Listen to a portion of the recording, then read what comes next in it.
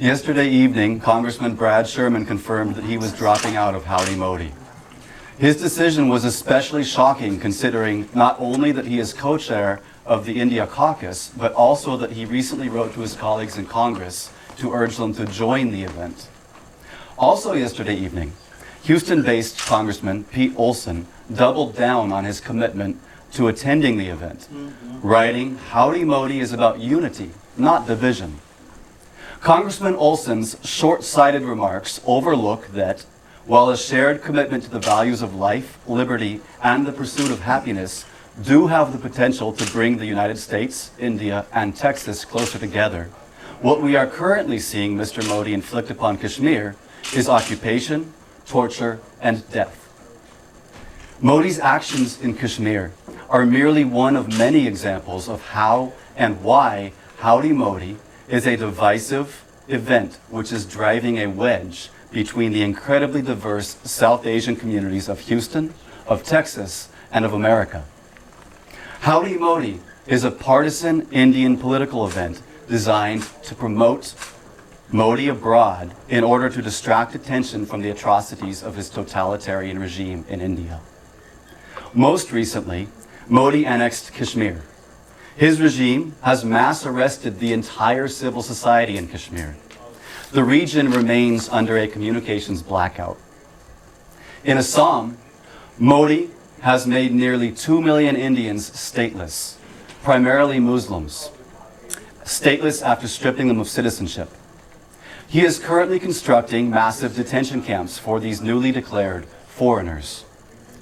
Since 2014, and especially since Modi's re-election in 2019, India has suffered a wave of lynchings of minorities, mostly Muslims and Dalits, in the name of cow protection, and more recently, in the name of the Hindu deity Ram.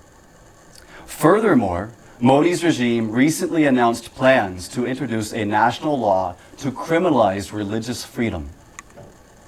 Meanwhile, in the United States, just last month, a white supremacist terrorist murdered 22 people in El Paso, Texas.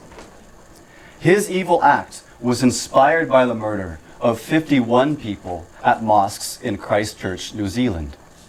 That man's evil act was inspired by the murder of 77 people in Norway in 2011. In Norway, terrorist Anders Breivik left a manifesto that describes how he was inspired by other extremist and nationalist movements and groups around the globe. Breivik pointed to the RSS in India. He praised the right-wing Hindu nationalism of the RSS and its goal of making India a Hindu nation. He praised the RSS for how they dominate the streets and often riot and attack Muslims. He said that the goals of white supremacists and the RSS are identical, and that they should learn from each other and cooperate as much as possible. The RSS is a fascist paramilitary founded in 1925, the same year that Hitler published Mein Kampf, reformulated the Nazi Party, and oversaw creation of the SS. The RSS developed with inspiration from the Nazis.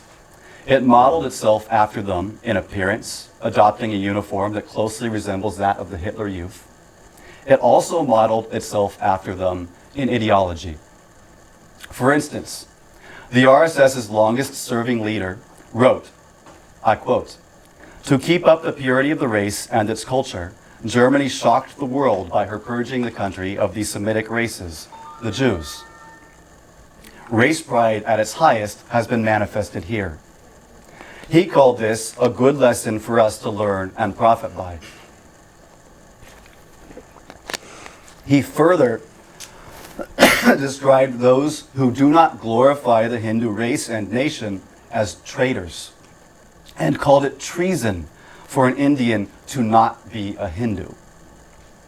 Modi, who began his public life in the RSS, calls the author of these remarks his, quote, guru worthy of worship. Considering that the RSS produced Modi, it is not surprising that in 2002, he presided as soldiers of the RSS massacred 2,000 Muslims. They gang raped women, hacked people to death, burned people alive. And leaders of the pogrom later admitted on camera that Modi sanctioned their violence. For this reason, Modi was banned from entering the USA for 10 years.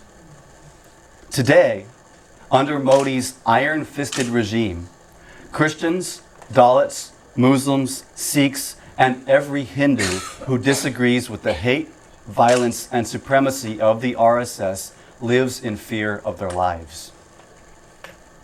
The Howdy Modi event is intended as a propaganda bonanza for an authoritarian ruler. Thus, the event's main organizers and promoters are leaders within the international wings of the RSS and the BJP. This especially includes Vijay Chautawale, who is the BJP's Foreign Affairs Cell chief and who has been overseeing organization of the Howdy Modi event. It's shameful for any American politician to participate in a self-promotional event hosted by a pogrom-tainted foreign leader on U.S. soil. Modi's hands are stained with blood. Those who shake his hand in welcome cannot wash their hands of complicity in his crimes. As Bishop Desmond Tutu once said, "If you are neutral in situations of injustice, you have chosen the side of the oppressor." So what then do we say? What then do we say of those standing with the oppressor? The proper response to Howdy Modi is adios, Modi.